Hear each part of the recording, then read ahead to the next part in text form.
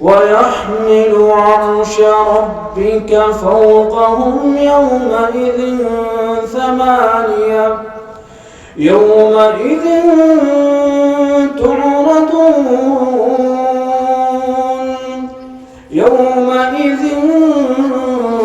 تعرضون لا تخفى منكم خافية.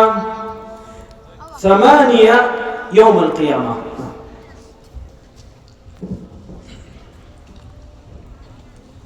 মেহমান মুকাররম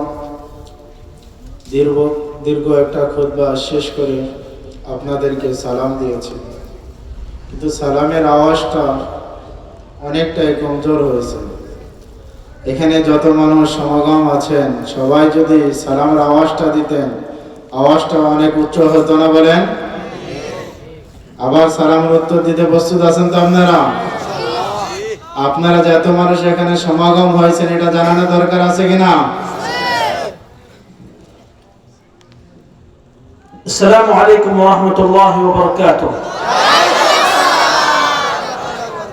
জাযাকাল্লাহ খাইর। মেহমান মুকাররম তিনি খুতবা শেষ করে সালাম আদান প্রদান শেষ করে তিনি আল্লাহ রাসূল সাল্লাল্লাহু আলাইহি ওয়াসাল্লাম থেকে বর্ণিত একটা হাদিস পেশ করেছেন। রাসূল করিম সাল্লাল্লাহু আলাইহি ওয়াসাল্লাম বলেন, সাবাতু ইযিল্লুহুমুল্লাহু ফি যিল্লি ইয়াওমা লা যিল্লা ইল্লা যিল্লুহ। আল্লাহ রাব্বুল আলামিন কাল কিয়ামতের ময়দানে 7 শ্রেণীর লোকদেরকে আরশে আজিমের ছায়ার নিচে স্থান দান করবেন। কয় শ্রেণীর লোকদেরকে? 7 শ্রেণী। কিয়ামতের দিন কোনো ছায়া থাকবে না, শুধুমাত্র আরশে আজিমের ছায়া থাকবে। মেহমানে মুকাররম এরপরে তিনি আরশে আজিম কত বড় যে কিয়ামতের ময়দানে কোনো ছায়া থাকবে না, একটা আরশে আজিমের ছায়া থাকবে। ওই আরশে আজিমের ছায়ার নিচে 7 ব্যক্তিকে না, 7 শ্রেণীর লোকদেরকে, কয় শ্রেণী? 7 শ্রেণীর লোকদেরকে স্থান দান করবেন। তিনি আরশে আজিমের পরিচয় দিতে গিয়ে তিনি বলেন, এখন আরশে আজিম 4 জন ফেরেশতা বহন করতেছে। এই আরশে আজিমের মধ্যে আল্লাহ রাব্বুল আলামিন বসা, আর আল্লাহ রাব্বুল আলামিনের পা হলো কুরসির মধ্যে আছে। কুরসি যেটা আমরা চেয়ার বলি, কিন্তু আল্লাহ রাব্বুল আলামিন কিভাবে আরশে আজিমের মধ্যে বসা আছে এটা আল্লাহ রাব্বুল আলামিন, ওটা আল্লাহ রাব্বুল আলামিনের শান অনুযায়ী তিনি বসা আছে। কারণ আল্লাহ রাব্বুল আলামিন বলছেন রহমান আলাল আরশি ইস্তাওয়া, দয়াময় আল্লাহ রাব্বুল আলামিন তিনি আরশে আজিমে সমাসীন আছেন। তো ওই আরশে আজিম কে যে ফেরেশতারা বহন করে আছে, এক একজন ফেরেশতা কত বড়, এটার বিবরণ কিভাবে দেব? তবে হাদিস শরীফের মধ্যে আসছে একজন ফেরেশতার কানের লতি থেকে নিয়ে কি থেকে কানের লতি আছে না, কানের লতি থেকে নিয়ে এর মাঝখানে দূরত্ব ৭,০০০ বছর পর্যন্ত একটা দ্রুতগামী ঘোড়া যদি দৌড়ায় তবুও তার এই মাঝখানে কান থেকে কাঁধ পর্যন্ত যতটুকু দূরত্ব আছে এর মাঝখানে দৌড়ে শেষ করতে পারবে না। তো এই একজন ফেরেশতার কান থেকে কাঁধ পর্যন্ত যদি এত বড় হয়ে থাকে, তাহলে তার বাকি চেহারা ভাব পা এটার কি বিবরণ? বলতেছে এরকম 4 জন ফেরেশতা আরশে আজিম বহন করে আছে। এরকম ভাবে আরশে আজিমের কাছে 7 আসমান 7 জমিনের হাইসিয়ত কিরকম? আমরা বাঙালি জবানে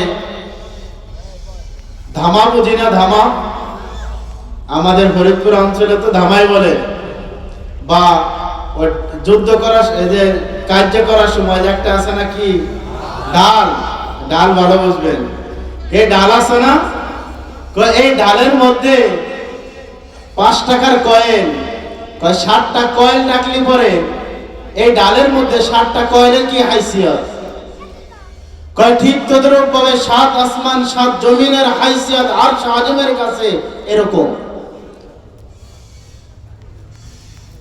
আরশ আজিম এটা অনেক বড়।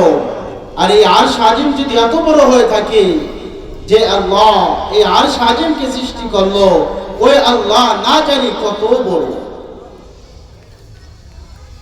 মেহমানে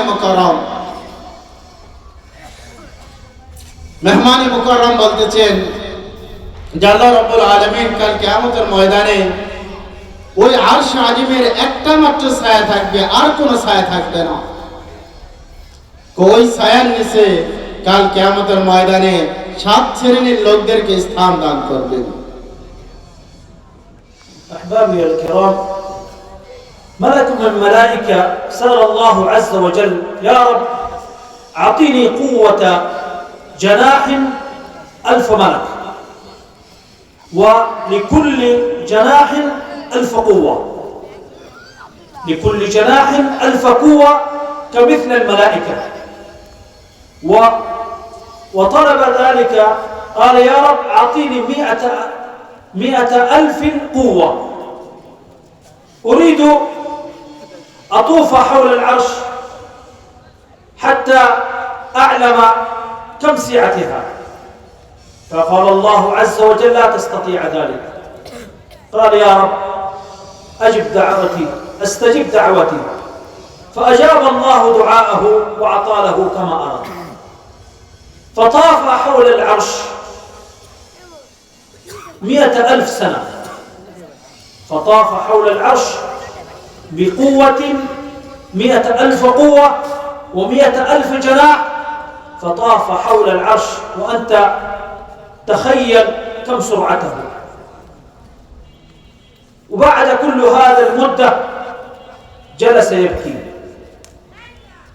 فسأله الحور العين: ولما تبكي يا أيها الملائكة، أيها الملك، ولما تبكي؟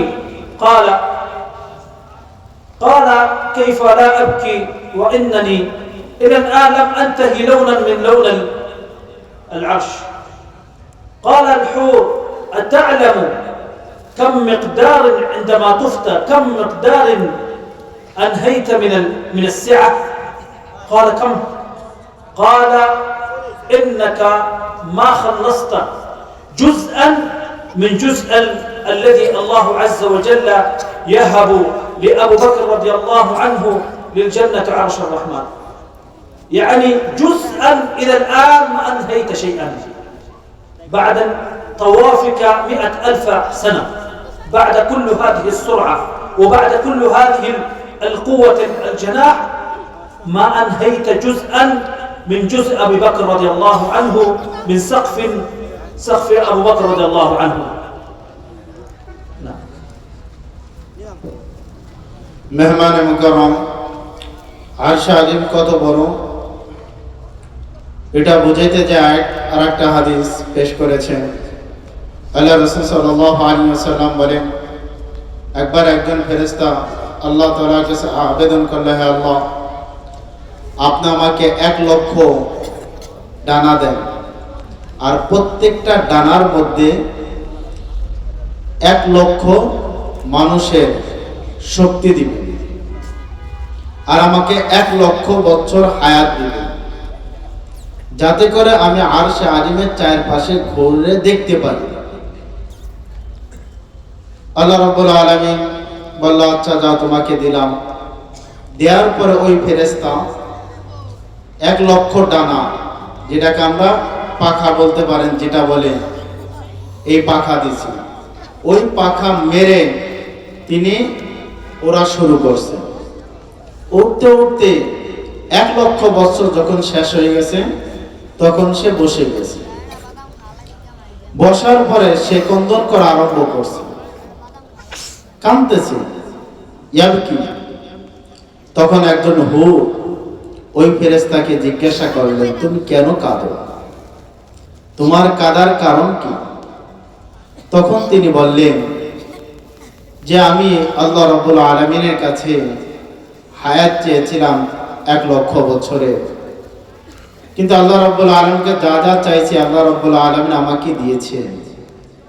কিন্তু আমি যে ওরা আরম্ভ করলাম একটা মাত্র রং, এই রংটা আমি এখন পর্যন্ত অতিক্রম করতে পারলাম না, আমার 1 লক্ষ বছর শেষ হয়ে গেল। 1 লক্ষ বছর শেষ হয়ে গেল। তখন ওই হুর বলতেছে, দেখো তুমি কত বছর পর্যন্ত এই আরশ আজিমের চারপাশে ঘুরবে, যে একটা রং তুমি শেষ করতে পারো না। আল্লাহ রাব্বুল আলামিন আবু বকর রাদিয়াল্লাহু তাআলা আনহুকে জান্নাতের যে নিয়ামত দিবে, যে জান্নাতটা দিবে, ওই জান্নাতের 1 লক্ষ ভাগের 1 ভাগ পর্যন্ত তুমি অতিক্রম করতে পারো না। তা আবু বকর রাদিয়াল্লাহু তাআলা আনহুকে যে জান্নাত দিবে, ওর চেয়ে তো কোটি কোটি গুণ বেশি বড় আরশ আজিম। এটা তুমি কিভাবে শেষ করো?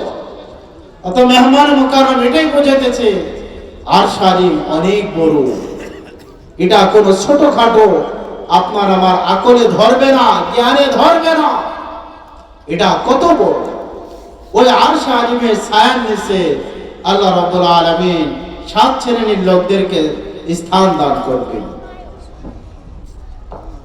قلنا 7 يظلهم الله تحت ظله يوم لا ظل إلا ظله. الأولى الإمام العادل. دعنا نروي قصة بسيطة قد حدثت في زمن الجاهلية الذي أتى هذا النزاع للاختصام عند النبي صلى الله عليه وسلم بين المسلم والمنافق. عندما أتى عند الاختصام عند النبي صلى الله عليه وسلم كان بينهما نزاع، فأتى الجاني إلى النبي فقال أولا كان المنافق يريد أن يحتكم عند المنافق، فكان يهودي قال أنا أريد حكم الرسول صلى الله عليه وسلم حكمه عدل، لا أريد غير ذلك، لا أريد أحدا، أريد احتكامي عند النبي صلى الله عليه وسلم، لا أريد الاستأنف لحكمي لأي أحد كائن من كان. فعند ذلك أتى إلى النبي صلى الله عليه وسلم،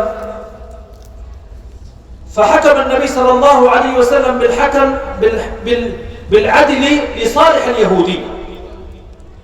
فهذا المنافق ما رضي بحكم النبي صلى الله عليه وسلم، فأتى إلى أبو بكر قال يا أبا بكر كيف الرسول صلى الله عليه وسلم يحكم لليهودي لصالح اليهودي وبينما أنا مسلم، كيف يتركني وأنا مسلم؟ قال كيف حكم وما هو قصتكما؟ قال قصتنا كذا وكذا. فحكم أبو بكر كما حكم الرسول صلى الله عليه وسلم، ما رضي بهذا الحكم. أتى إلى أبو بكر قال يا أبا بكر أتعلم صاحبك قد فعل بي كذا وكذا؟ قال ما الذي فعل؟ قال حكم لصالح اليهودي ما حكم لصالحي وأنا مسلم. قال أترضى بحكمي؟ قال نعم، إن كنت ترضى بحكمي فأنا حكمي غير ذلك، حكمي عدل. قال نعم نحن نرضى بحكمك. فعند ذلك عمر بن الخطاب اشتد غضبه ودخل إلى البيت واستل سيفه حتى هوى على رقبته وانفصل من جسده، ثم جمع كل المنافقين عند الرسول صلى الله عليه وسلم. يا رسول الله أرأيتم عمر ما فعل؟ أرأيتم عمر ما فعل؟ قال ماذا فعل؟ قال قتل رجل من المسلمين ويشهد أن لا إله إلا الله، كيف يقتل هكذا؟ فقال ماذا فعل؟ قال كذا وكذا. فعند ذلك الله عز وجل يبرئ حكمه ويصدق بحكم الله عز وجل. يقول الله عز وجل في سورة النساء فلا وربك لا يؤمنون حتى يحكموك فيما شجر بينهم ثم لا يجدوا في أنفسهم حرجا مما قضيت ويسلموا تسليما. هذا هو الحكم الذي لا يرضى بحكم الله ولا رسوله، فهكذا يكون هذا بهذا الشكل. لذلك الإمام العادل الذي يرضى بحكم الله ورسوله. মেহমান মুকররম বলেন, কাল কিয়ামতের ময়দানে আল্লাহ রাব্বুল আলামিন 7 শ্রেণীর লোকদেরকে আরশ আজিমের ছায়ার নিচে স্থান দান করবেন। এর মধ্যে 1 নম্বর শ্রেণীর লোক হলো আল ইমামুল আদিল, ন্যায়পরায়ণ বাদশা। এটা শুধুমাত্র বাদশার সাথে খাস না, ন্যায়পরায়ণ মন্ত্রীও হতে পারে, ন্যায়পরায়ণ এমপিও হতে পারে, ন্যায়পরায়ণ চেয়ারম্যানও হতে পারে, ন্যায়পরায়ণ মেম্বারও হতে পারে, ন্যায়পরায়ণ সমাজে যারা ফয়সালা করে, যারা মাতুব্বারি করে, তারাও যদি ইনসাফের সাথে ফয়সালা করে, তো আল্লাহ রাব্বুল আলামিন কাল কিয়ামতের ময়দানে তাদেরকে আরশ আজিমে ছায়ার স্থান দান করবেন। এরপরে তিনি রাসূল সাল্লাল্লাহু আলাইহি ওয়াসাল্লামের জামানায় ইনসাফের সাথে ফয়সালা কাকে বলে, ইনসাফ কাকে বলে, এর একটা ঘটনা তুলে ধরেন। আল্লাহ রাসূল সাল্লাল্লাহু আলাইহি ওয়াসাল্লামের জামানায় এক ইহুদি এবং এক মুসলমানের মাঝে ঝগড়া বাঁধে, বিবাদ সৃষ্টি হয়ে যায়। তখন তারা দুইজন রাসূল সাল্লাল্লাহু আলাইহি ওয়াসাল্লামের কাছে গেলেন। যাওয়ার পর রাসূল সাল্লাল্লাহু আলাইহি ওয়াসাল্লাম যখন তাদের উভয়ের কথা শুনলেন, রাসূল সাল্লাল্লাহু আলাইহি ওয়াসাল্লাম দেখলেন ইহুদি যে সে হকের উপরে আছে, যে মুসলমান সে হকের উপরে নেই, সে বাতিলের উপরে আছে, সে মিথ্যা দাবি করতেছে। কিন্তু ইহুদি যে সে হকের উপরে আছে, সত্যের উপরে আছে। আল্লাহ রাসূল সাল্লাল্লাহু আলাইহি ওয়াসাল্লাম ইহুদির পক্ষে ফয়সালা করে দিলেন, ইহুদির পক্ষে ফয়সালা করে দিলেন। আল্লাহ রাসূল সাল্লাল্লাহু আলাইহি ওয়াসাল্লাম এই দিকে তাকালেন না, আরে এ তো মুসলমান, এ তো আমার অনুসরণ করে, এ তো আমাকে নবী মানে, ফয়সালাটা তার পক্ষে দিয়ে দিই, এটা মনে করেন না। দল প্রাধান্য দেন নাই, যে হক হকের ফয়সালা করে দিয়েছে।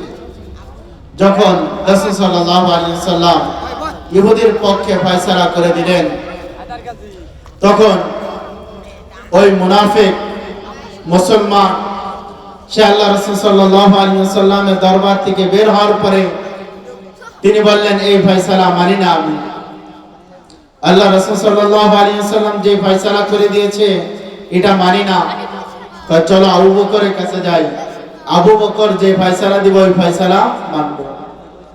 আবু বকর রাদিয়াল্লাহু তাআলা আনহুর কাছে গেলেন। আবু বকর রাদিয়াল্লাহু তাআলা আনহু রাসূল আকরাম সাল্লাল্লাহু আলাইহি ওয়াসাল্লাম যে ফয়সালা করে দিয়েছেন ওই ফয়সালাই তিনি করলেন। এরপরে ওই মুনাফিক মুসলিম মুনাফিক সে বলল, এই ফয়সালা মানি না। আপনি বসেন বসেন বসেন, মোবাইল নিয়ে আপনি এই করার দরকার নেই, বসেন।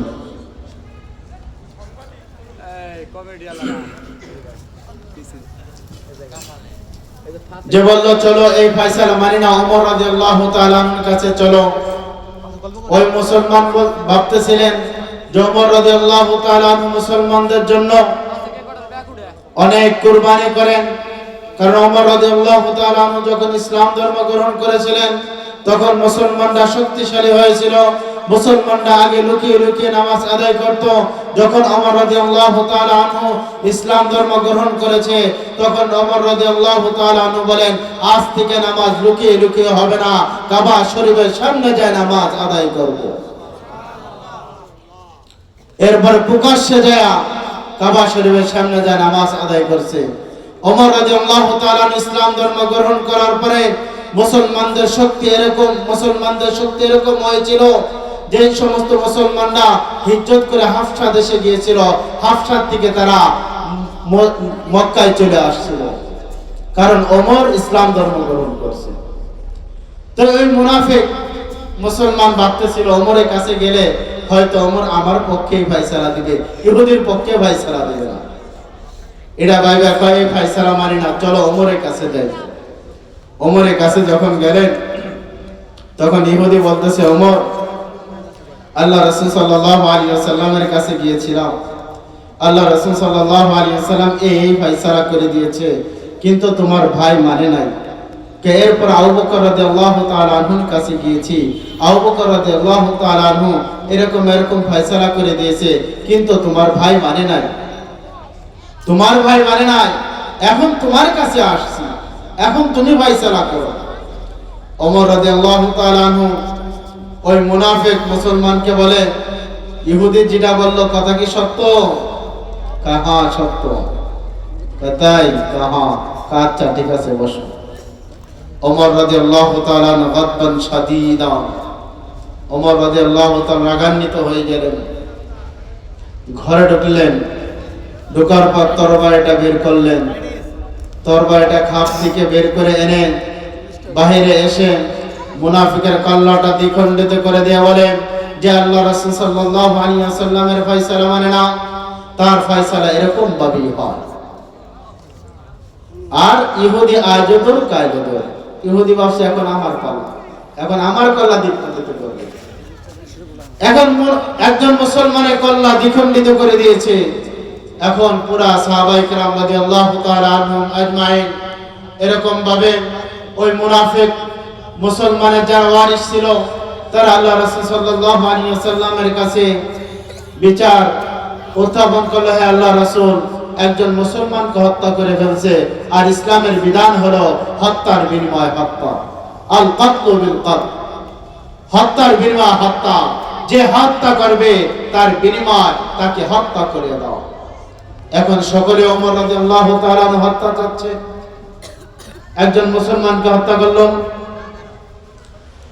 আল্লাহ রাব্বুল আলামিন কোরআনে আয়াত নাযিল করে দিলেন, কোরআনে আয়াত নাযিল করে দিয়ে এটা সাবিত করে দিলেন ওমর রাদিয়াল্লাহু তাআলা আনহু কোন মুসলমানকে হত্যা করেন নাই।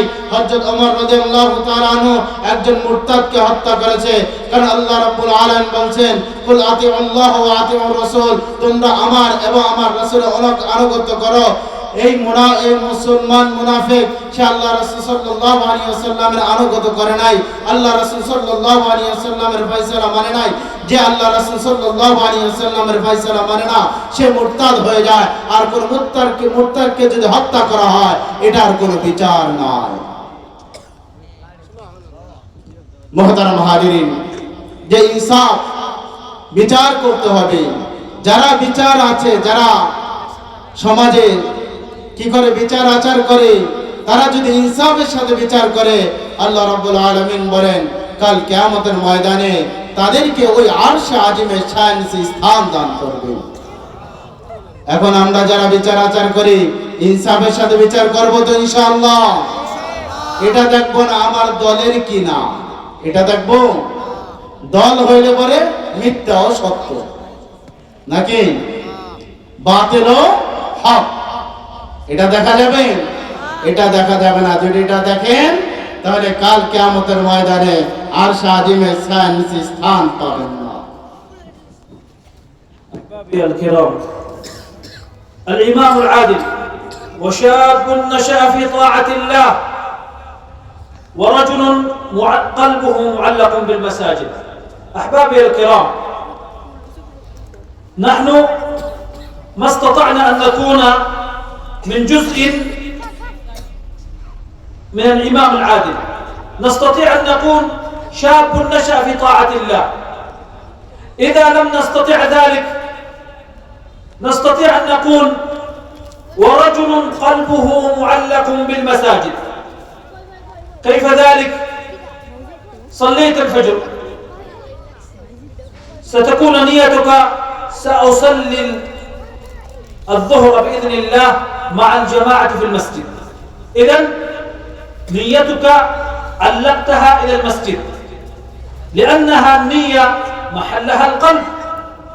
لذلك الرسول صلى الله عليه وسلم يقول ورجل قلبه معلق بالمساجد أي ورجل نيته معلق بالمساجد، انتهى من صلاة الظهر ينتظر صلاة العصر، انتهى من صلاة العصر ينتظر صلاة المغرب، وهكذا 5 صلوات دائما يكون معلق بالمساجد، ما يصلي في البيت، يصلي في المسجد مع الجماعة المسلمين، فهو بإذن الله أن يكون من هذا الصنف 7 يظلهم الله تحت ظله يوم لا ظل إلا ظله، ورجل قلبه معلق بالمساجد. মেহমান মুকররম, যে 7 শ্রেণীর লোকদেরকে আরশ আযমের শানিসে স্থান দান করবে, এদের মধ্যে 1 নম্বর হলো ইমামুল আদিল, 2 নম্বর হলো ওয়াশাবুন নাশা ফি ইবাদাতিল্লাহ, ওই যুবক যে তার যৌবনকাল আল্লাহ রাব্বুল আলামিনের ইবাদত বন্দেগীর মধ্যে কাটিয়েছে, তাকে কাল কিয়ামতের ময়দানে আল্লাহ রাব্বুল আলামিন ওই আরশ আযমের শানিসে স্থান দান করবেন। যুবক যারা আছে ইবাদত করব তো ইনশাআল্লাহ, আরশ আযমের শানিসে স্থান ধরব তো ইনশাআল্লাহ, নিয়ত করা যাবে। এখন আমার মুরব্বী বাবারা বলতে পারে আমরা তো বিচারক না, যৌবন কালও শেষ হয়ে গেছে, আমরা কি আরশ আযমের শানিসে স্থান পাবো না? পাওয়ার আশা আছে নি? দেখেন আল্লাহ রাসূল সাল্লাল্লাহু আলাইহি ওয়াসাল্লাম 3 নম্বর শ্রেণী বলতেছেন, রাজুলুন কলবুহু মুআল্লাকুন ফিল মাসাজিদ, ওই ব্যক্তি যার হৃদয়টা সর্বদা মসজিদের সাথে ঝুলন্ত থাকে, তাকে কাল কিয়ামতের ময়দানে ওই আরশ আযমের শানিসে স্থান দান করবেন। এটা কিভাবে? এক ব্যক্তি ফজর নামাজ পড়ে যখন মসজিদ থেকে বের হয়, সে নিয়ত করে ফেলে যখন জোহরে আজান হবে মসজিদে যে নামাজ আদায় করব, ঘরের মধ্যে না, একা একা না, জামাত ছাড়া না, কিসের সাথে নামাজ আদায় করবে? জামাতের সাথে। জোহরে নামাজ পড়ে যখন বের হয় তখন সে নিয়ত করে ফেলে আসরে যখন আজান হবে মসজিদে যায় জামাতের সাথে নামাজ আদায় করব। এরকম ভাবে যে নিয়ত করে ফেলে তাকেই বলা হয় রাজুলুন কলবুহু মুআল্লাকুন ফিল মাসাজিদ, অর্থাৎ ওই ব্যক্তির দিলটা মসজিদের সাথে ঝুলন্ত আছে। যার এরকম অবস্থা থাকবে তাকেও আল্লাহ রাব্বুল আলামিন কাল কিয়ামতের ময়দানে ওই আরশ আযমের শানিসে স্থান দান করবেন।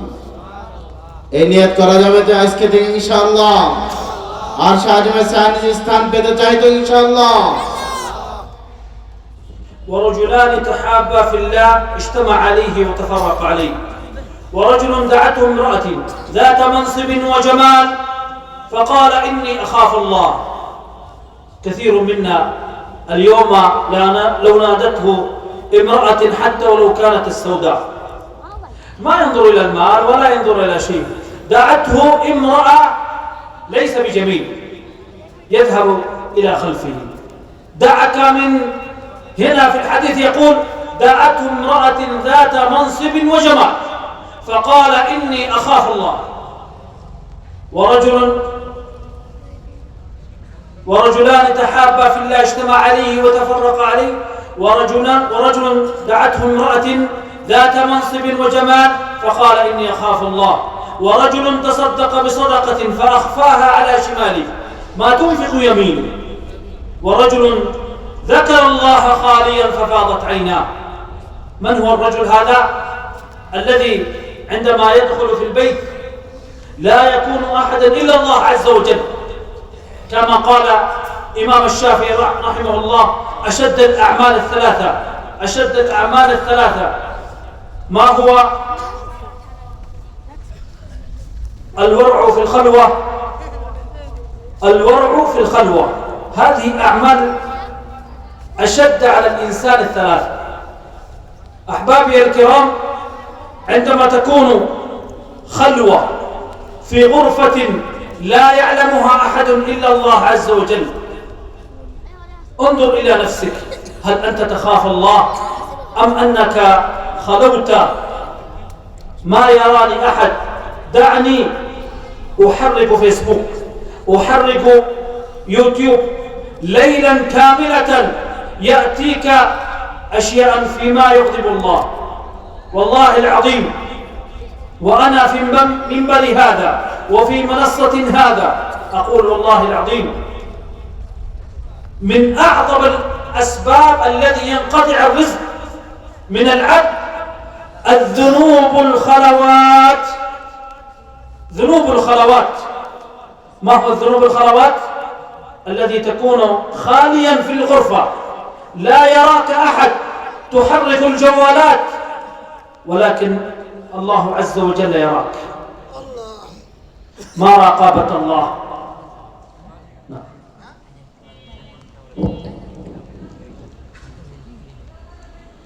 যাদেরকে আল্লাহ রাব্বুল আলামিন কাল কিয়ামতের ময়দানে আরশ আজিমের ছায়ার নিচে স্থান দান করবেন, এক নম্বর হলো ইমামুল আদিল, দ্বিতীয় নম্বর হলো ওই যুবক যে তার যৌবনকাল আল্লাহ রাব্বুল আলামিনের ইবাদত বন্দেগীর মধ্যে কাটিয়েছে, তৃতীয় নম্বর হলো ওই ব্যক্তি যার দিলটা সর্বদা মসজিদে পড়ে থাকে, চতুর্থ নম্বর হলো রাজুলান তাহাব্বা ফিল্লাহ ইজতামা আলাইহি ওয়া তাফাররাকা আলাইহি। ওই দুই ব্যক্তি যারা আল্লাহ রাব্বুল আলামিনের মহাব্বতে একত্রিত হয়, আল্লাহ রাব্বুল আলামিনের মহাব্বতে তারা বিচ্ছিন্ন হয়ে যায়, তাদেরকে আল্লাহ রাব্বুল আলামিন আরশ আজিমের ছায়ার নিচে স্থান দান করবে। পঞ্চম নম্বর হলো রাজুলুন যাতা মানসাবিন জামাল, ওই যুবক যাকে উচ্চ বংশীয় সুন্দর রমণী তাকে অপকর্মের দিকে আহ্বান করে, আর ওই যুবক বলে ইন্নী আখাফুল্লাহ, আমি আল্লাহ রাব্বুল আলামিনকে ভয় করি।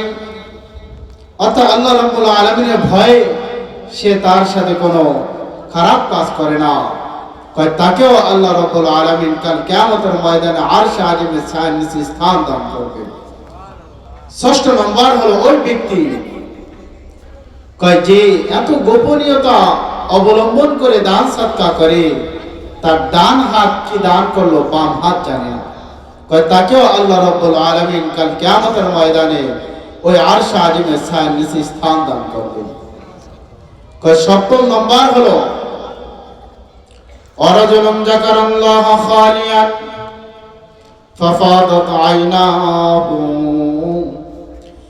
ওই ব্যক্তি যে নির্জনে আল্লাহ রাব্বুল আলামিনের জিকির করে আর তার চোখ দিয়ে অশ্রু প্রবাহিত হতে থাকে, তাকে আল্লাহ রাব্বুল আলামিন কাল কিয়ামতের ময়দানে ওই আরশ আজিমের ছায়ার নিচে স্থান দান করবেন।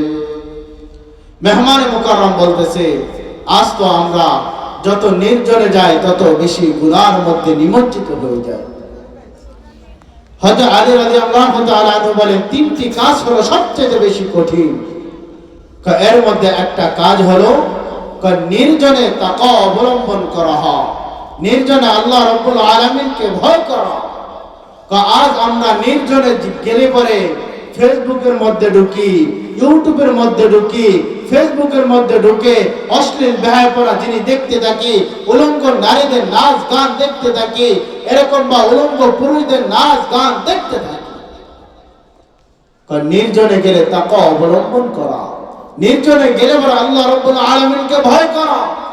যখন ঘরের দরজা বন্ধ করে দেয়, ঘরে ঢোকার পরে দিলকে জিজ্ঞাসা করা, আমি কি আমার রবকে ভয় করি কিনা, আমার রবকে আমি ভয় করি কিনা। আজ দেখা যায় যুবক যুবতীরা বাপের সামনে খারাপ কোনো জিনিস দেখে না, মায়ের সামনে খারাপ কোনো জিনিস দেখে না, বড় ভাইয়ের সামনে ছোট ভাইয়ের সামনে কোনো খারাপ জিনিস দেখে না, বোনের সামনে দেখে না। যখন নির্জনে চলে যায়, কম্বলের নিচে চলে যায়, ল্যাপের নিচে চলে যায়, তখন সে ফেসবুকের মধ্যে ঢুকে, ইউটিউবের মধ্যে ঢুকে অশ্লীল বেহায়াপনা দেখতে থাকে। আলী রাদিয়াল্লাহু তাআলা আনহু বলেন যে নির্জনে তাকওয়া অবলম্বন করা এটা হলো সবচেয়ে বেশি কঠিন জিনিস। আল্লাহ রাব্বুল আলামিন যে 7 শ্রেণীর লোকদেরকে আরশ আজিমের ছায়ার নিচে স্থান দান করবেন, 7 নম্বর শ্রেণী হলো তারা যারা নির্জনে বসে বসে আল্লাহ রাব্বুল আলামিনের জিকির করে। কি করে? আল্লাহ রাব্বুল আলামিনের জিকির করে, আর আল্লাহ রাব্বুল আলামিনের মহব্বতে ভালোবাসা তার চোখ দিয়ে অশ্রু প্রবাহিত হতে থাকে। কয়েদেরকে আল্লাহ রাব্বুল আলামিন আরশ আজিমের ছায়ার নিচে স্থান দান করবেন। এই 7 শ্রেণী যে কোনো এক শ্রেণীর মধ্যে অন্তর্ভুক্ত হতে চান তো ইনশাআল্লাহ? আল্লাহ রাব্বুল আলামিন আমাদের দ্বারা যার দ্বারা যেই শ্রেণীর মধ্যে অন্তর্ভুক্ত হওয়া সহজ, আল্লাহ রাব্বুল আলামিন যেন আমাদেরকে সেই শ্রেণীর মধ্যে অন্তর্ভুক্ত করে কাল কিয়ামতের ময়দানে যেন ওই আরশ আজিমের নিচে ছায়া, ওই আরশ আজিমের ছায়ার নিচে স্থান দান করেন। সকলে বলে আমিন। هل تريد مني أروي لكم قصة آدم عليه السلام؟ إن كنتم تريدون فلماذا لا تجلسون بهدوء؟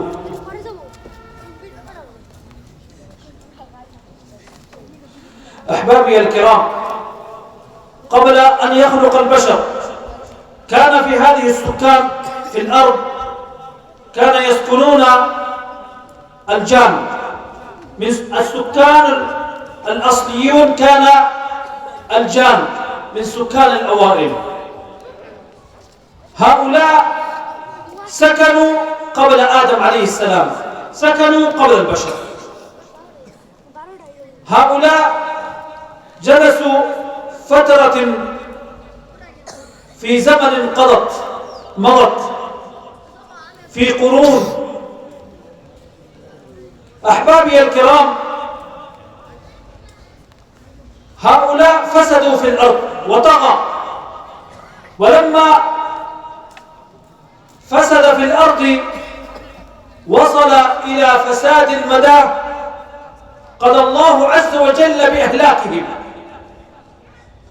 فأهلك الله عز وجل جميع الجان الذين كانوا تواجدون في الأرض. فالله عز وجل أرسل لهم الملائكة ونثروهم من الأرض، رموهم في البحار. أحبابي الكرام، الله عز وجل عندما هلك هؤلاء كان إبليس عليه لعنة الله، كان ممن عباد الله عز وجل، وكان نجا من هذا الهلاك، فكان إبليس كان يعبد الله مع الملائكة، لذلك نجا من هذا الهلاك. فالله عز وجل عندما أراد أن يخلق آدم عليه السلام، أن يخلق بشر، فاستشار من الملائكة. فالله عز وجل يقول في كتابه الكريم: وإذ قال ربك للملائكة إني جاعل في الأرض خليفة. فرد عليهم الملائكة ماذا قال؟ قالوا أتجعل فيها من يفسد فيها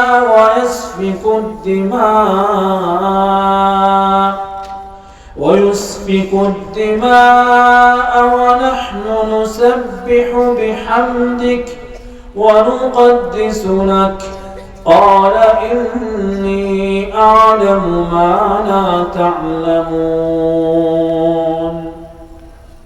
أحبابي الكرام، من هنا بدأت القصة آدم عليه السلام. فالله عز وجل لا يحتاج استشارة من مخلوقاته، فالله عز وجل أعلم من ذلك، وعلمه وسعت كل شيء. মেহমান মুকাররম বলতেছেন, দেখো আমরা যে জমিনের মধ্যে আছি, আমাদেরকে আল্লাহ রাব্বুল আলামিন সৃষ্টি করার পূর্বে এই জমিনের বুকে জিন জাতি বসবাস করত। জিন জাতি তারা জমিনের মধ্যে মারামারি, কাটাকাটি, রক্তপাত করত। আল্লাহ রাব্বুল আলামিন তাদের কাছে আম্বিয়া আলাইহিস সালাতু ওয়াস সালাম প্রেরণ করতেন। তারা আম্বিয়া আলাইহিস সালাতু ওয়াস সালামদেরকে হত্যা করে ফেলত, মেরে ফেলত। এক পর্যায়ে আল্লাহ রাব্বুল আলামিন ইচ্ছা করলেন তাদেরকে ধ্বংস করে দেওয়ার জন্য। আল্লাহ রাব্বুল আলামিন জিন জাতিকে ধ্বংস করে দিলেন। আর ঘটনাক্রমে একজন জিন, যে জিনদের বাপ ছিল মিস্টার ইবলিস, সে ফেরেশতাদের দলভুক্ত হয়ে গেল। সে ইবাদত বন্দি করতে করতে ফেরেশতাদের সর্দারিও করল। এখন আর জমিনের মধ্যে কেউ নাই। যে সমস্ত জিন ছিল, কিছু পড়াইছে পাহাড়ের চূড়ায় জিন, কিছু মরুভূমির মধ্যে যায় পালিয়ে আছে, কিন্তু এই জমিনের মধ্যে আর কেউ নাই। তখন আল্লাহ রাব্বুল আলামিন ফেরেশতাদেরকে ডাক দিয়ে বললেন, وَإِذْ قَالَ رَبُّكَ لِلْمَلَائِكَةِ إِنِّي جَاعِلٌ فِي الْأَرْضِ خَلِيفَةً। হে আমার ফেরেশতারা, আমি জমিনের মধ্যে আমি আমার প্রতিনিধি সৃষ্টি করতে চাই। তখন ফেরেশতারা বলল, আল্লাহ, আপনি কি এরকম আরেক জাতি সৃষ্টি করতে চান যারা এই জমিনের মধ্যে যে মারামারি কাটাকাটি করবে, রক্তপাত করবে? আপনি তাদেরকে যেই জন্য সৃষ্টি করতে চাচ্ছেন, তারা আপনার ইবাদত বন্দি করবে, তারা আপনার তাসবিহ তাহলিল পাঠ করবে। আমরাই তো আপনার তাসবিহ তাহলিল পাঠ করি, আমরাই তো আপনার প্রশংসা করি, কেন আবার মানব জাতিকে আপনি সৃষ্টি করবেন? তখন আল্লাহ রাব্বুল আলামিন ডাক দিয়ে বললেন, ইন্নী আ'লামু মা লা তা'লামুন। হে আমার ফেরেশতারা, শুনে রেখো, আমি যা জানি তা তোমরা জানো না। এক পর্যায়ে আল্লাহ রাব্বুল আলামিন ফেরেশতাদের আদম আলাইহিস সালামকে সৃষ্টি করলেন। أحبابي الكرام، الله عز وجل عندما خلق الله عز وجل آدم عليه السلام فقال للملائكة الرحمن، قال إني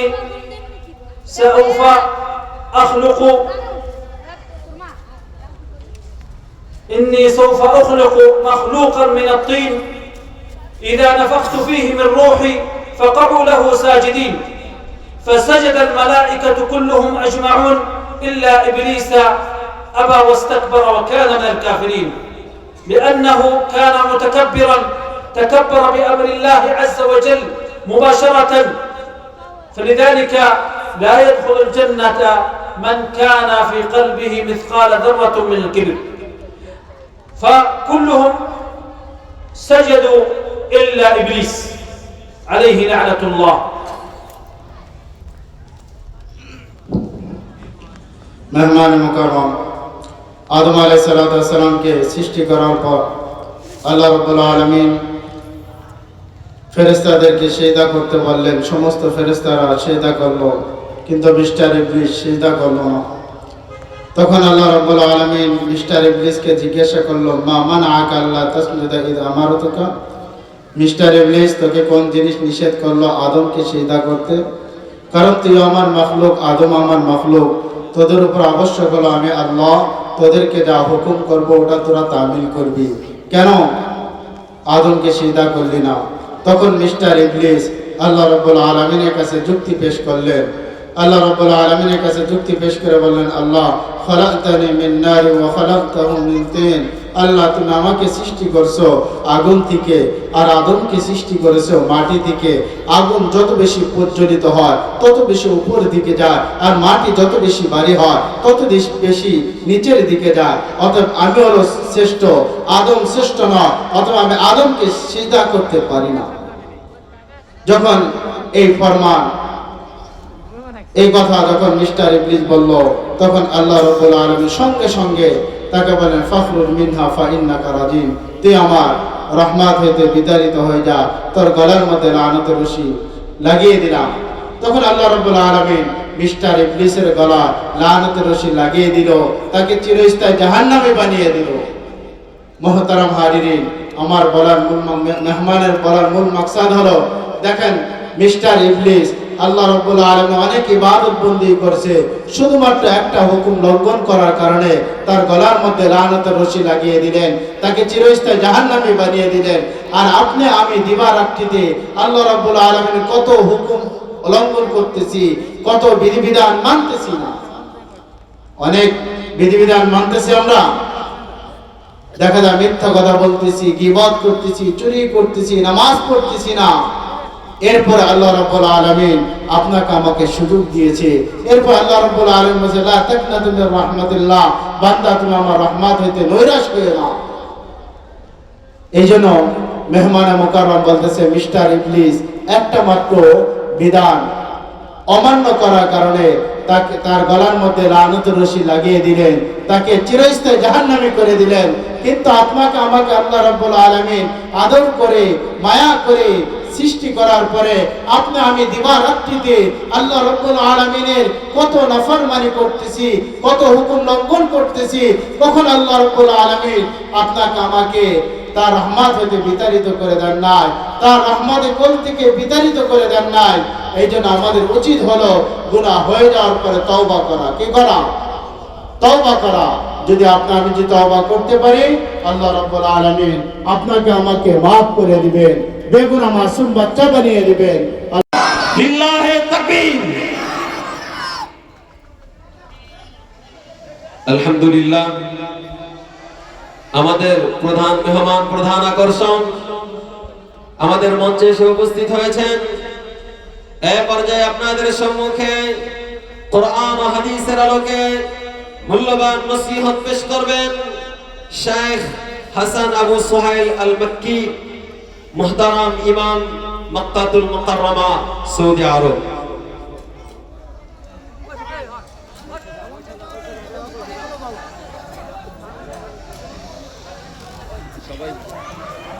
সবাই বসে যায় ভাই।